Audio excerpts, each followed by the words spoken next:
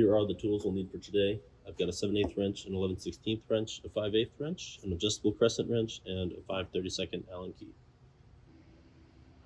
All right, we'll need to use this adapter plate when attaching our CF042 to our benchtop skid.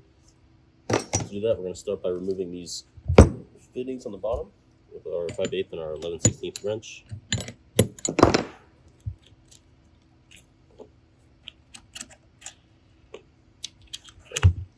Now let's slide the cell and that top clamping plate out. Set that to the side. From here, we're going to take our base plate, our adapter plate, and a couple 1/4 20 flathead screws that come in your fastener kit. We're going to thread those through to attach them together. And this is where your Allen key comes in.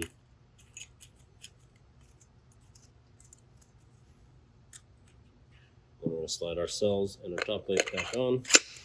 That's the nuts. We connect our inlet and our outlet elbows.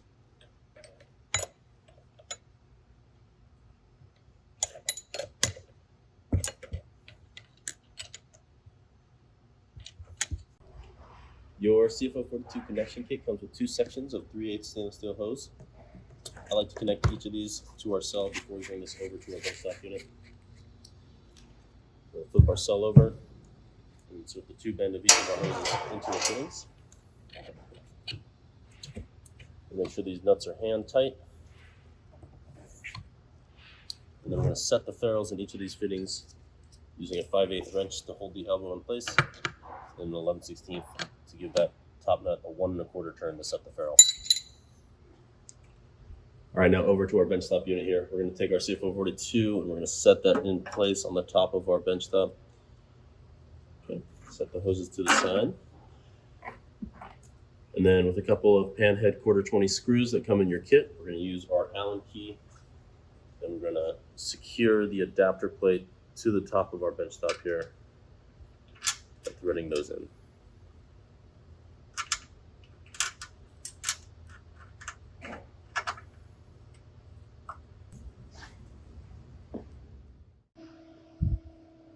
All right, to connect into the ports on the top of our benchtop, we're going to need to use these 1/2-inch tube stub to 3/8 compression fittings. Just insert each of these into the ports on our benchtop. Then we'll need to swage these 1/2-inch connections on the bottom. So we're going to use an adjustable crescent wrench to hold that bulkhead in place. We're going to get these nuts hand tight. Then we're going to give it 1 1/4 turn with our 7/8 wrench to set those ferrules. Once we have our tube stub adapters in place, we can go ahead and install and insert the inlet and outlet hoses. There we go. And from there, just our 5/8 wrench to hold that tube stub adapter in place. Make sure each of these are hand tight. And then we're going to tighten that 1 1/4 turn to set the ferrule in the adapter with our 11/16 wrench for both of these.